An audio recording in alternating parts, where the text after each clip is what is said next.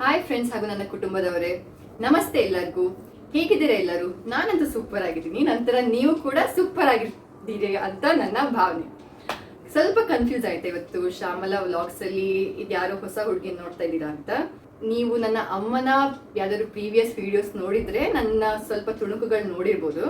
ಆದ್ರೆ ನೋಡಿಲ್ಲ ಅಂದ್ರೆ ಸ್ವಲ್ಪ ಹೋಲಿಕೆಯಲ್ಲಿ ಗೊತ್ತಾಗಿರ್ಬೋದು. ನಾನು ಶ್ಯಾಮಲಾ ಅವರ ಮಗಳು, ಹಿರಿಯ ಮಗಳು ದಿವ್ಯಾ ಅಂತ.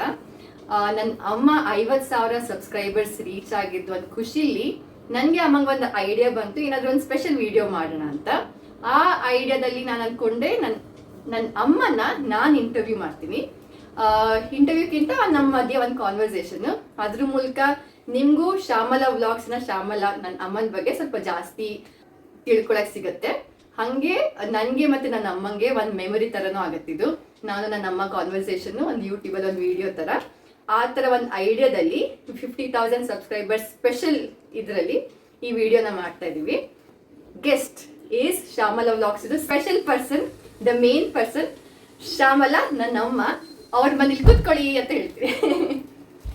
ಬಂದೆ.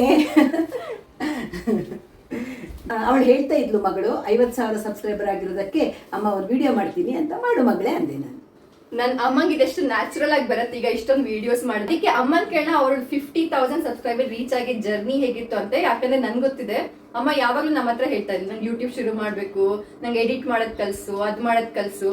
ನಾನು ನನ್ನ ಅಕ್ಕ ಸ್ವಲ್ಪ ನಮ್ಗೆ ಪೇಷನ್ಸ್ ಕಡಿಮೆ. ಸೊ ನಾವ್ ಯಾವ್ದಕ್ಕೆ ಅಮ್ಮ ಏನೋ ಒಂದ್ಸತಿ ತೋರಿಸ್ಬಿಟ್ಟು ಯಾವತ್ತ ಸೀರಿಯಸ್ ಆಗಿ ತೋರ್ಸೇ ಇಲ್ಲ ನಾವು ಆಕ್ಚುಲಿ ಅಮ್ಮಗೆ ಹಿಂಗ್ ಮಾಡ್ಬೇಕು ಹಂಗ್ ಮಾಡ್ಬೇಕು ಅಂತ. ಅಮ್ಮಗೆ ಎಷ್ಟು ಇಂಟ್ರೆಸ್ಟ್ ಇತ್ತು, ಒಂದಿನ ವಿಡಿಯೋ ಅಪ್ಲೋಡ್ ಮಾಡ್ಬಿಟ್ಟು ಆಮೇಲೆ ನಮ್ಗೆ ಅದು ವಾಟ್ಸ್ಆಪ್ ಗ್ರೂಪ್ ಅಲ್ಲಿ ಕಳ್ಸಿದ್ಲು, ನಾನು ಯೂಟ್ಯೂಬ್ ವಿಡಿಯೋ ಅಂತ.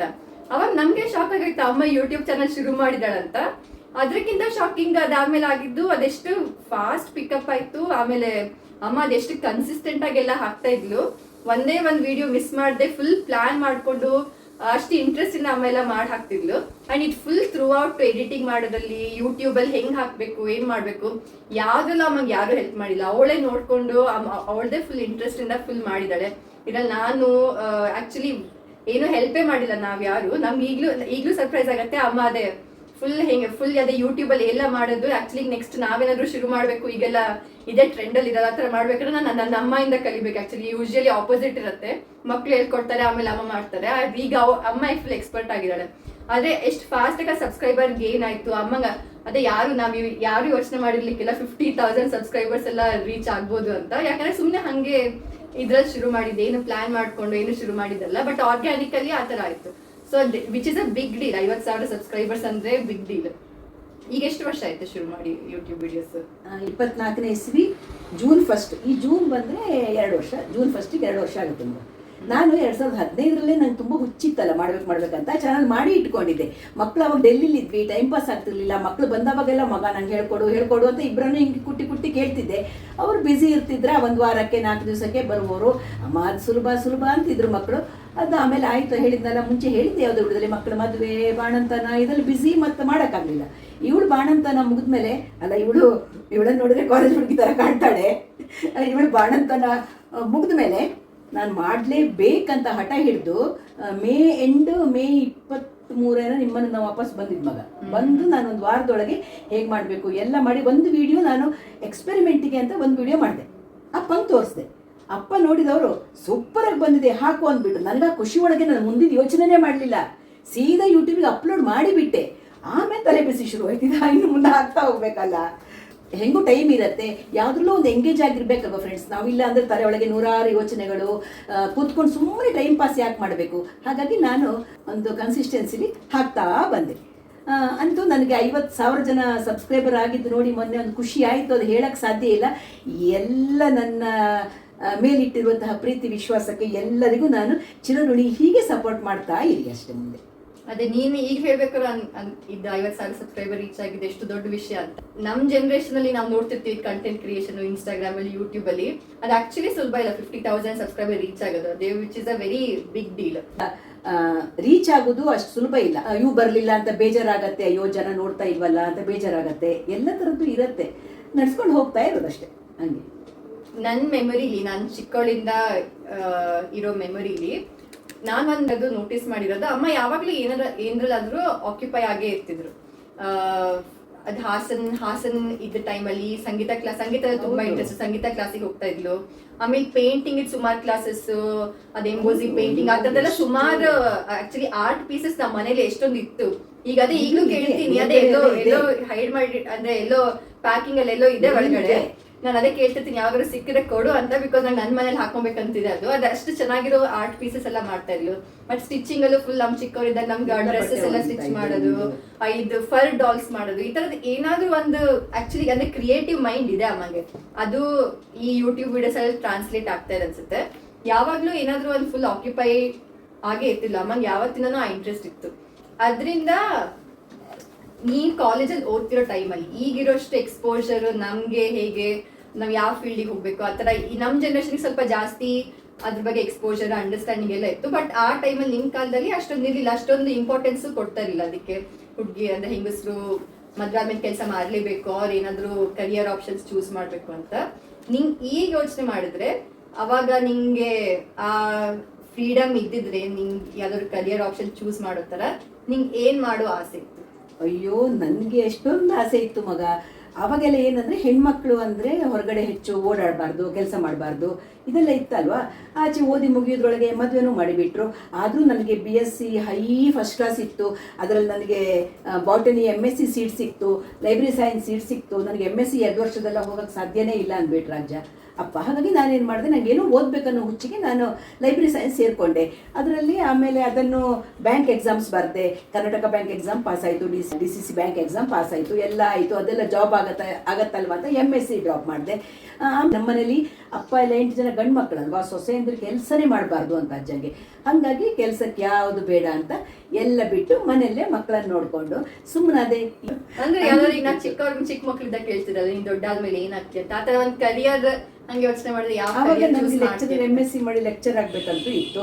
ಬ್ಯಾಂಕು ಇಷ್ಟ ಇತ್ತು. ಆವಾಗ ಬ್ಯಾಂಕ್ ಮತ್ತು ಲೆಕ್ಚರ್ ಪೋಸ್ಟ್ ಆವಾಗ ಸಾಫ್ಟ್ವೇರ್ ಎಲ್ಲ ಬಂದಿರಲಿಲ್ವಲ್ಲ, ಹಾಗಾಗಿ ಅವೆರಡೇ ಇದ್ದಿದ್ದಲ್ಲ. ಅದು 2 ಫೀಲ್ಡು ತುಂಬ ಹುಚ್ಚಿತ್ತು ನನಗೆ.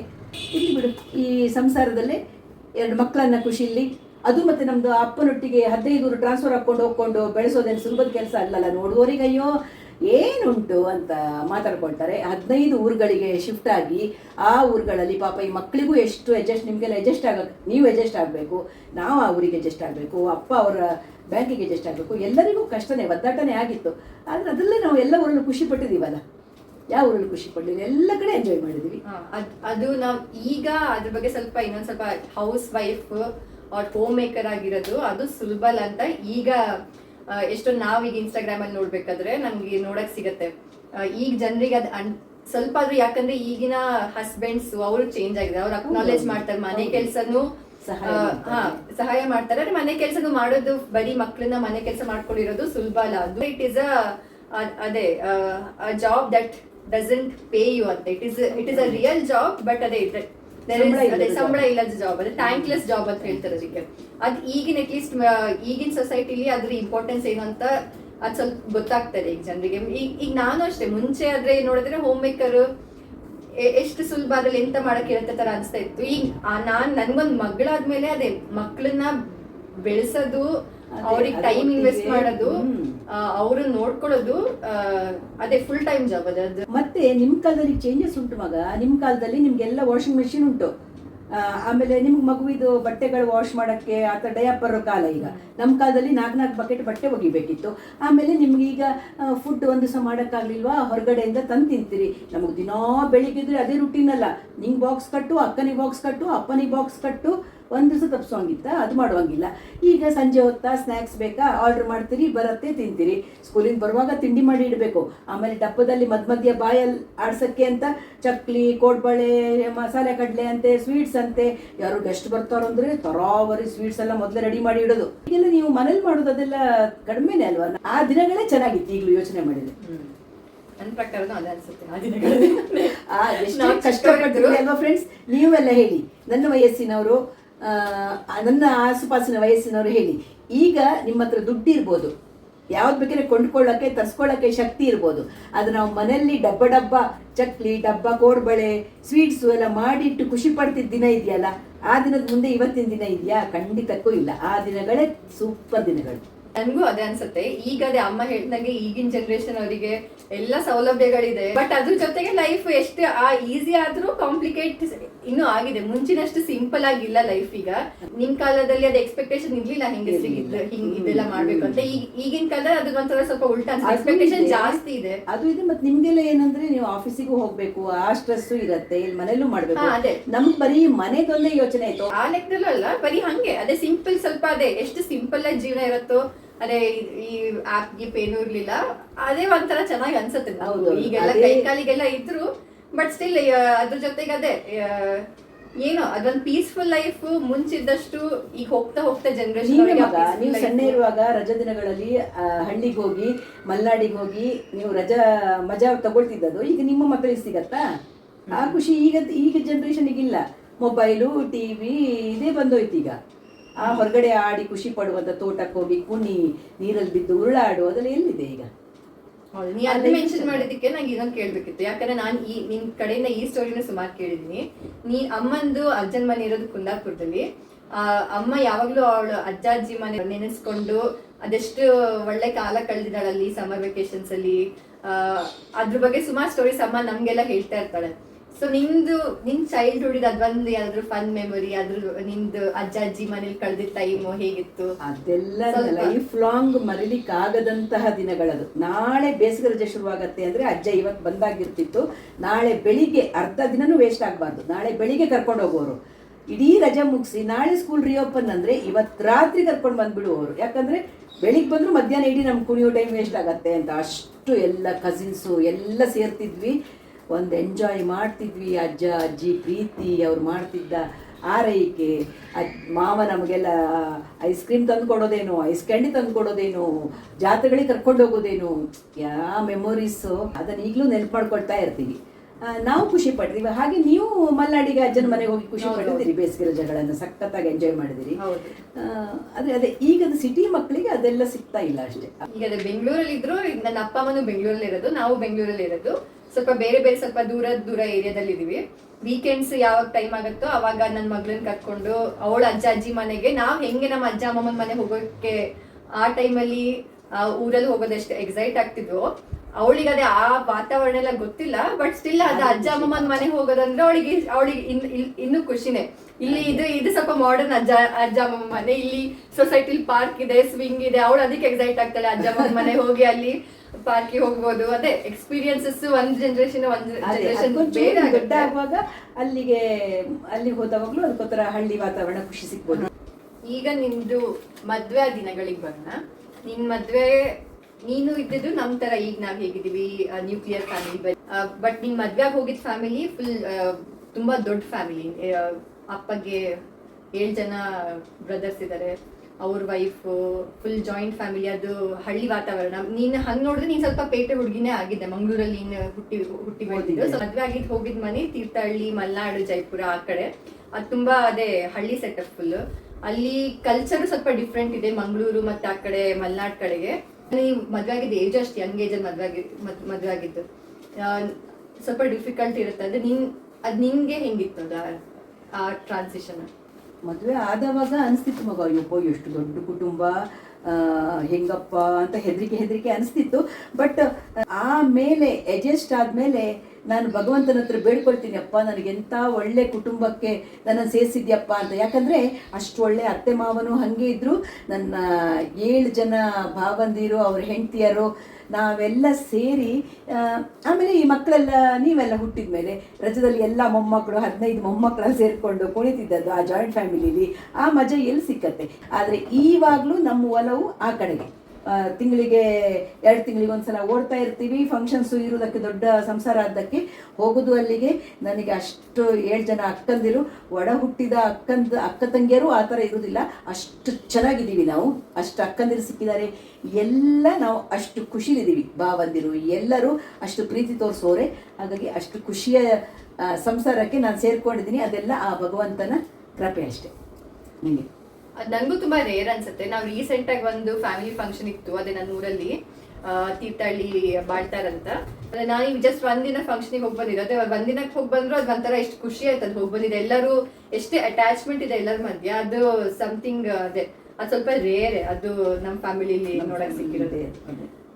ಅದಾದ್ಮೇಲೆ ಈಗ ನಾನು ಇನ್ನೊಂದು ಕ್ಯೂರಿಯಸ್ ಕ್ವಶನ್, ನಾನೀಗ ರೀಸೆಂಟ್ ಮಾಮ್ ಅಂತ ಹೇಳ್ಬೋದು, ಅದೇ ಈಗ ಸ್ವಲ್ಪ ಟೈಮ್ ಆಯ್ತು, ಈಗ ನನ್ನ ಮಗಳಿಗೆ 2 ವರ್ಷ, ಬಟ್ ಸ್ಟಿಲ್ ಅದು ಇನ್ನೂ ರೀಸೆಂಟ್ ಮಾಮ್ ಫೀಲಿಂಗ್ ಹೋಗಲ್ಲ, ಎಲ್ಲದು ಇನ್ನೂ ಹೊಸ ಥರನೇ ಅನ್ಸುತ್ತೆ. ನನ್ಗದೇ ಪಾಪು ಆದ್ಮೇಲೆ ಅದು ಎಷ್ಟು ಡಿಫಿಕಲ್ಟ್ ಆಕ್ಚುಲಿ ಇರುತ್ತೆ, ಅದು ಮಕ್ಳನ್ನ ಬೆಳೆಸೋದು ಎಷ್ಟು ಪೇಷನ್ಸ್ ಬೇಕು ಮಕ್ಳನ್ನ ಬೆಳ್ಸಕ್ಕೆ, ಯಾಕಂದ್ರೆ ಅವ್ರೆಷ್ಟು ಆಕ್ಟಿವ್ ಇರ್ತಾರೆ ಎಲ್ಲದು. ಅದು ಮಗು ಆಗೋಕ್ಕಿಂತ ಮುಂಚೆ ಅದ್ರ ಬಗ್ಗೆ ಐಡಿಯಾನೇ ಇರಲ್ಲ ಅದೆಷ್ಟು ಡಿಫಿಕಲ್ಟ್ ಇರುತ್ತೆ. ಯಾಕಂದ್ರೆ ನನ್ನ ನೆನಪಲ್ಲಿ ಅದೇ ನಾವು ಬೆಳ್ಕೊಂಡ್ ಬರ್ಬೇಕಾದ್ರೆ ನೀವೆಲ್ಲ ಮಾಡೋದ್ ನೋಡಿದ್ರೆ ಅದು ನಿಮ್ಗೊಂಥರ ನ್ಯಾಚುರಲಿ ಬರ್ತಿತ್ತು, ಅಂದ್ರೆ ನಿಮ್ಗೆ ಆತರ ಏನು ಕಂಪ್ಲೇಂಟ್ ಇಲ್ಲ ಮಾಡ್ಕೊಂಡು ಹೋಗ್ತಿದ್ರಿ ಯಾವುದು. ನಿಮ್ಗೆ ಈಗ ಅವಾಗೆಲ್ಲ ಮತ್ತೆ ನೀವು ಅಷ್ಟು ಬೇಗ ಮದ್ವೆ ಆಗ್ತಿತ್ತು, ಬೇಗ ಮಕ್ಕಳಾಗಿದ್ದು, ಆತರ ಕಷ್ಟ ಅಂದ್ರೆ ಯಂಗ್ ಏಜ್ ಅಲ್ಲಿ ಅದು ಮಕ್ಳು ನೋಡ್ಕೊಳ್ಳೋದು ಅದು ಸ್ವಲ್ಪ ಕಷ್ಟ.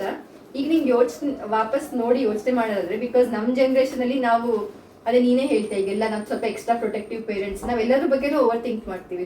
ಇದು ಕೊಡ್ಬಾರ್ದಿತ್ತ, ಐಸ್ ಕ್ರೀಮ್ ಕೊಡ್ಬಾರ್ದಿತ್ತ, ಇದು ಮಾಡ್ಬಾರ್ದಿತ್ತ, ಒಂಥರ ಅದೇನೋ ನಾವೀಗ ಪದ ಯೂಸ್ ಮಾಡೋದು ಮಾಮ್ ಗಿಲ್ಟ್ ಅಂತ. ಎಲ್ಲದಕ್ಕೂ ನಮ್ಗೆ ಒಂಥರ ನಾವೇ ಕ್ರಿಟಿಸೈಸ್ ಮಾಡ್ಕೊಳ್ತೀವಿ, ಅಯ್ಯೋ ಪಾಪುನ ಅಂದ್ರೆ ಎಷ್ಟು ಚೆನ್ನಾಗಿ ನೋಡ್ಕೊಂಡ್ರು ನಾವ್ ಇನ್ನೂ ಏನಾದ್ರು ಬೆಟರ್ ಮಾಡ್ಬೋದು, ಅವಳಿಗೆ ಜಾಸ್ತಿ ಟೈಮ್ ಕೊಡ್ಬೇಕು, ಈ ತರ ಎಲ್ಲ ಅನ್ಸ್ತಾ ಇರುತ್ತೆ. ನಿನ್ನ ಅಡ್ವೈಸ್ ಈಗಿನ ಯಂಗ್ ಜನರೇಷನ್ ಪೇರೆಂಟ್ಸಿಗೆ ಏನಿರುತ್ತೆ, ನೀವು ಅದೇ ಅವಾಗಿಂದ ಹೆಂಗ್ ಈಗ ಡಿಫ್ರೆಂಟ್ ಇದೆ, ಬಟ್ ನೀವು ನಿನ್ ಮಿಸ್ಟೇಕ್ ಇಂದ ನಿನ್ ಪೇರೆಂಟಿಗಲ್ಲೂ ಐ ವಿಶ್ ನಾನು ಈ ತರ ಮಾಡ್ಬೇಕಿತ್ತು, ಸ್ವಲ್ಪ ಜಾಸ್ತಿ ಪೇಷಂಟ್ ಆಗಿರ್ಬೇಕಿತ್ತು ಮಕ್ಳ ಜೊತೆ, ಆ ತರ ಒಂದು ನಿನ್ ಎಕ್ಸ್ಪೀರಿಯನ್ಸ್ ಅಲ್ಲಿ ಈಗಿನ ಪೇರೆಂಟ್ಸ್, ಈಗಿನ ಹೊಸ ಪೇರೆಂಟ್ಸ್ ನಾನು ಪ್ರಕಾರ ಮಗ ನಾವಂದ್ರೆ ಅದು ಇದು ರಿಸ್ಟ್ರಿಕ್ಷನ್ಸ್ ಇರಲಿಲ್ಲ, ಹೆಂಗ್ ಬೇಕೋ ಹಂಗೆ ಬೆಳೆಸ್ತಿದ್ವಿ. ಈಗ ನಿಮ್ಗೆ ಡಾಕ್ಟರ್ಸ್ ಎಲ್ಲ ಅಡ್ವೈಸ್ ಮಾಡಿ ಕಳಿಸ್ತಾರಲ್ವಾ, ಅದು ಹಂಗೆ ಮಾಡಿ ಅದು ಹಿಂಗೆ ಮಾಡಿ ನೀವು ಅದನ್ನು ಫಾಲೋ ಮಾಡ್ತೀರಿ.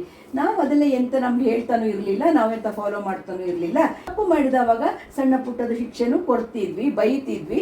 ಆದರೆ ಒಂದು ಲೆವೆಲಿಗೆ ಒಂದಿಷ್ಟು ಬಂದಮೇಲೆ ಏಟು ಗೀಟೆಲ್ಲ ಸಣ್ಣ ಸಣ್ಣ ಇರೋ ತಪ್ಪು ಮಾಡಿದರೆ ಒಂದೊಂದು ಬಿಡ್ತಿದ್ವಿ. ಈಗೆಲ್ಲ ಬಿಡೋದೆಲ್ಲ ಇಲ್ಲ ಅಲ್ಲ, ಹಾಗಾಗಿ ನಾವು ಒಂದೊಂದು ಬಿಡ್ತಿದ್ವಿ ಸಣ್ಣ ಇರುವಾಗ. ಇಷ್ಟು 1-2 ಕ್ಲಾಸಿಗೆ ಬಂದಮೇಲೆ ನಾವು ಯಾವತ್ತೂ ಮಕ್ಕಳಿಗೆ ಹೊಡೆದಿದ್ದೇ ಇಲ್ಲ. ಅದ್ರ ಮೊದ್ಲಾದ್ ನಾನು ಬಿಟ್ಟ ನನಗೂ ನೆನಪಿದೆ, ಚಿಕ್ಕವರಿದ್ದಾಗ ಯಾವ್ದೋ 1-2 ಹೊಡ್ಸ್ಕೊಂಡು ನನಗೆ ಜೋರ್ ಮಾಡೋದು ಮಾಡ್ತಿದ್ವಿ, ಬಿಟ್ರೆ ದೊಡ್ಡಾದ್ಮೇಲೆ ಮಕ್ಕಳಿಗೆ ಹೊಡಿತಿರ್ಲಿಲ್ಲ. ತಪ್ಪನ್ನ ತಪ್ಪು ಅಂತ ತಿದ್ದಿ ಹೇಳ್ತಿದ್ರೆ ಮಕ್ಕಳಿಗೆ ತಪ್ಪಂತ ಗೊತ್ತಾಗೋದು ಹೆಂಗೆ. ನೀವೆಲ್ಲ ಈಗ ಯಂಗ್ ಜನರೇಷನ್ ಅವರು ಅದೊಂದು ಮಕ್ಕಳು ತಪ್ಪು ಮಾಡಿದವಾಗ ಇದು ತಪ್ಪು ಮಾಡಬಾರ್ದು ಅಂತ ಹೆದರಿಸಿದ್ರೆ ಏನೂ ತಪ್ಪಿಲ್ಲ, ಅಷ್ಟು ಮಾಡಬೇಕು. ಸುಮ್ಮನೆ ಹೊಡೆದು ಯಾರು ಮಾಡೋದಿಲ್ಲ, ಮಾಡಬಾರ್ದು. ಮತ್ತೆ ಅಯ್ಯೋ ಅದು ಇಷ್ಟೇ ನಿದ್ದೆ ಮಾಡಬೇಕು, ಇಷ್ಟೇ ಊಟ ಮಾಡಬೇಕು, ಇಷ್ಟೇ ಟೈಮಿಂಗ್ಸ್ ಎಲ್ಲ ಇದೆ. ಈಗ ನಮ್ಮ ಕಾಲದಲ್ಲಿ ಟೈಮಿಂಗ್ಸ್ ಎಲ್ಲ ಏನಿರಲಿಲ್ಲಪ್ಪ, ನಾವು ಅವಕಾಶವಾದ ತಿನ್ನಿಸ್ತಿದ್ವಿ, ನಿದ್ದೆ ಬಂದರೆ ಮಲಗಿಸ್ತಿದ್ವಿ, ಹಂಗಿತ್ತು. ಅದೇ ಎಲ್ಲ ಡಿಫರೆನ್ಸು. ಇವಳು ಪಾಪು ಸಣ್ಣ ಇರುವಾಗ ನಾವು ಮಾಡಿದ್ದನ್ನು ಅವ್ರಿಗೆ ಹೇಳಿದ್ರೆ ಅವ್ರಿಗೆ ಇಷ್ಟ ಆಗ್ತಿಲ್ಲ, ಯಾಕಂದ್ರೆ ಡಾಕ್ಟರ್ ಅವ್ರಿಗೆ ಹಿಂಗೆ ಮಾಡಿ ಹಂಗೆ ಮಾಡಿ ಹೇಳ್ತಿದ್ರಲ್ಲ. ಈಗ ಒಂಚೂರು ದೊಡ್ಡ ಆಗ್ಲಲ್ಲ ಪಾಪು, ಹಾಗಾಗಿ ಈಗ ನಿಮ್ಗೆ ಅನ್ಸತ್ತೆ ಎಷ್ಟು ಜಾಗ್ರತೆ ಮಾಡಬೇಕು ಅಷ್ಟು ಕೇರ್ಫುಲ್ಲಲ್ಲೇ ಬೆಳೆಸಿದ್ದು ಮಕ್ಕಳನ್ನು ಬಿಟ್ಟರೆ ಯಾವುದಕ್ಕೂ ಬೇರೆ ಆ ಥರದಲ್ಲೇ ಅಂತ ಮಾಡೋಕ್ಕೆ ಹೋಗಲಿಲ್ಲ. ಅದಕ್ಕೆ ವಿಡಿಯೋ ಆಲ್ರೆಡಿ ಲಾಂಗ್ ಆಯ್ತು ಅನ್ಸುತ್ತೆ, ಅದಕ್ಕೆ ಬೇಗ ರ್ಯಾಪ್ ಮಾಡೋಣ. ನಿಮ್ಗೆ ಇದು ಇಷ್ಟ ಆದ್ರೆ ಮೇ ಬಿ ಪಾರ್ಟ್ 2 ಮಾಡ್ಬೋದು ವಿತ್ ಮೋರ್ ಕ್ವಶನ್ಸ್. ಈಗ ಎಂಡ್ ಮಾಡಕ್ಕೆ ಅದೇ ಎಲ್ಲರೂ ಫನ್ ಕ್ವಿಸ್ ತರ ಮಾಡ್ತಲ್ಲ, ರ್ಯಾಪಿಡ್ ಫೈರ್ ಅಂತ, ಆ ತರ ಅಮ್ಮನ ಜೊತೆ ಒಂದು ರ್ಯಾಪಿಡ್ ಫೈರ್ ಮಾಡ್ತೀನಿ. ಇದ್ರಲ್ಲಿ ನಾನು ಅದೇ ಆಪ್ಷನ್ಸ್ ಈ ತರ ಏನಾದ್ರು ಕ್ವಶನ್ಸ್ ಕೇಳ್ತೀನಿ, ಪಟ ನಿಂಗೆ ಅಂತ ಹೇಳ್ಬೇಕು. Tea or coffee? Coffee. Sari or salwar suit? Sari. ಅಯ್ಯೋ. Strict mom or chill mom? Strict ಹೌದು, ಚಿಲ್ಲು ಹೌದು, ಎರಡು ಹೌದು. ನಾನು saving money or spending on yourself? Spend ಮಾಡೋದೇ ಜಾಸ್ತಿ ಅಪ್ಪ. ನಾವು ಸಣ್ಣ ಇರುವಾಗಿಂದ ಮಕ್ಕಳು ಇವು ಸಣ್ಣ ಇರುವಾಗಿಂದು ಯಾವುದನ್ನು ಕಮ್ಮಿ ಮಾಡಲಿಲ್ಲ. ಇದ್ದಿದ್ರಲ್ಲಿ ಮಕ್ಕಳಿಗೂ ಏನು ಕೊಡಿಸ್ಬೇಕೋ ಎಲ್ಲ ಕೊಡಿಸ್ಕೊಂಡು ಚಿಂತೆ ಮಾಡಿಕೊಂಡೇ ಕಳೆದಿದ್ದು. ನಿನ್ least favourite chore as a mom? ನಿಂಗೆ ಅಮ್ಮ ಯಾವ ಡ್ಯೂಟಿ ಎಲ್ಲಕ್ಕಿಂತ ಕಡಿಮೆ ಇಷ್ಟ ನಿಂಗೆ ಮಾಡಕ್ಕೆ? ಈಗ ನನ್ಗೆ ಅವಳಿಗೆ ಊಟ ಮಾಡಿಸ್ಬೇಕು, ಪಾಪ ಊಟ ಮಾಡಿಸ್ಬೇಕಂದ್ರೆ 1 ಗಂಟೆ ತಗೊಳ್ತಾಳೆ, ನಂಗೆ ಅದು ಸಾಕಾಗತ್ತೆ. ಅದು ನೀವು ಸಣ್ಣ ಇರುವಾಗ ನಾವು ಸಿಕ್ಕಾಪಟ್ಟೆ ಅದ್ರ ಕಷ್ಟಪಟ್ಟಿದ್ವಿ ಮಗ. ಊಟನೇ ಮಾಡ್ತಿರ್ಲಿಲ್ಲ ನೀವು. ನನಗೂ ನೀವು ಮಕ್ಕಳಿರುವಾಗ ನನಗೂ ಊಟ ಮಾಡಿಸೋದು ದೊಡ್ಡೆಲ್ಲಕ್ಕಿಂತ ಕಷ್ಟದ ಕೆಲಸ ಆಗಿತ್ತು. Sweet or spicy? Spicy. Who is your favourite child? ಇದು ಒಂದು ಸ್ವಲ್ಪ ಕಾಂಟ್ರವರ್ಷಿಯಲ್ ಕ್ವಶನ್. ಫೇವ್ರೆಟ್ ಚೈಲ್ಡಾ? Who is your favourite child? ಅಯ್ಯೋ, ಇಬ್ರು ಸೇಮು. ಒಂದು ಕಣ್ಣಲ್ಲ, 2 ಕಣ್ಣು ಅಲ್ವಾ ಫ್ರೆಂಡ್ಸ್? ಒಂದು ಕಣ್ಣಿರತ್ತಾ ಯಾವ್ದಾರು? ಒಂದು ಕಣ್ಣು ಹಿಂಗಿದ್ರೆ ಉಪಯೋಗ ಇದೆಯಾ? ಇಲ್ಲ, 2 ಕಣ್ಣು ಇರಲೇಬೇಕಲ್ವಾ? ನನಗೆ 2 ಹೆಣ್ಮಕ್ಳು, 2 ಆ ಕಣ್ಣೊಂದು ಈ ಕಣ್ಣೊಂದು, 2 ಸೇಮು. ಆ ಥರದ್ದು ಯಾವುದಿಲ್ಲ. 2 ಮೊಮ್ಮಕ್ಕಳು, 2 ಮೊಮ್ಮಕ್ಕಳು, 2 ಕಣ್ಣು ಹಂಗೆ. ಹೂ ಅಂಡರ್ಸ್ಟ್ಯಾಂಡ್ಸ್ ಯು ಬೆಟರ್? ನಿನ್ ಮಕ್ಕಳ ಅಪ್ಪನ? ಎಲ್ಲರೂ ಮಕ್ಕಳು, ಅಪ್ಪ. ಯಾರನ್ನು ಬಿಟ್ಕೊಡೋದಿಲ್ಲ ಅಪ್ಪ ನಾನು. ಅಳಿಯಂದಿರು ಯಾರನ್ನು ಬಿಟ್ಕೊಡೋದಿಲ್ಲ ನಾನು. ಹಾಲಿಡೇ ಡೆಸ್ಟಿನೇಷನ್ ಇಷ್ಟು? ನೀವು ಯಾಕಂದ್ರೆ ತುಂಬಾ ಟ್ರಾವೆಲ್ ಮಾಡ್ತೇನೆ, ಅಪ್ಪ ಅಮ್ಮ ತುಂಬಾ ಟ್ರಾವೆಲ್ ಮಾಡ್ತಾರೆ, ಅವ್ರಿಗೆ ತುಂಬಾ ಇಷ್ಟ. ಇಷ್ಟು ಟೈಮ್ ಟ್ರಾವೆಲ್ ಮಾಡಿದಲ್ಲಿ ಫೇವ್ರೆಟ್ ಡೆಸ್ಟಿನೇಷನ್ ಯಾವ್ದಾದ್ರು ಫೇವರೆಟ್ಟು ಅದೇ ಯುರೋಪ್ ಟ್ರಿಪ್ಗಳಲ್ಲಿ ಸ್ವಿಟ್ಜರ್ಲ್ಯಾಂಡು, ಅದು ಎಲ್ಲಕ್ಕಿಂತ ಇಷ್ಟ. ನಿನ್ ಫೇವ್ರೆಟ್ ಫುಡ್ ನನಗೆ ಮಾಮೂಲಿ ಮನೆ ನನ್ನ ಅಡುಗೆ, ಅನ್ನ ಸಾರು ಹುಳಿ ಮೊಸರು, ಇದ್ರ ಮುಂದೆ ಯಾವುದೂ ಇಲ್ಲ ನನಗೆ. ನಾವು ರ್ಯಾಪಿಡ್ ಫೈರ್ ಮಾಡ್ಬೇಕಾ? ನಂಗೆ ಒಂದು ಸ್ಪೆಷಲ್ ಗೆಸ್ಟ್ ಬಂದ್ರು, ಇವಳು ನಿದ್ದೆ ಮಾಡಿದ್ಲು, ಈಗ ಎದ್ದು ಬಂದವಳು. ಎಲ್ಲ ಬಂಗಾರಿ ಯಾರಿದು? ನಿದ್ದೆ ಮೂಡ ಇನ್ನು ಅಮ್ಮಮ್ಮ ಇತ್ಕೊಳ್ಳ ಬತ್ಯಾ.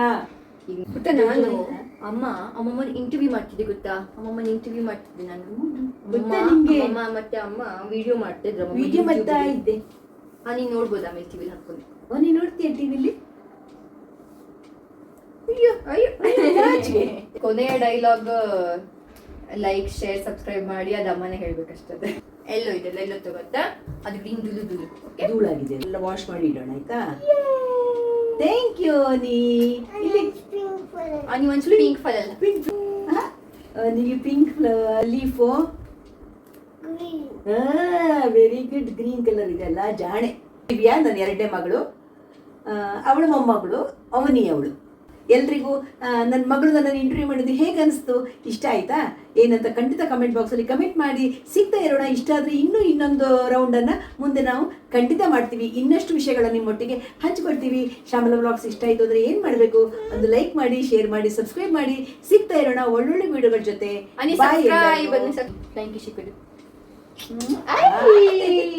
ಅವನಿಗೆ ಅಮ್ಮಮ್ಮದು ನಂಗೆ ಅಂದ್ಕೊಡು, ನೀನು ಅಮ್ಮಮ್ಮ ಕೊಡು.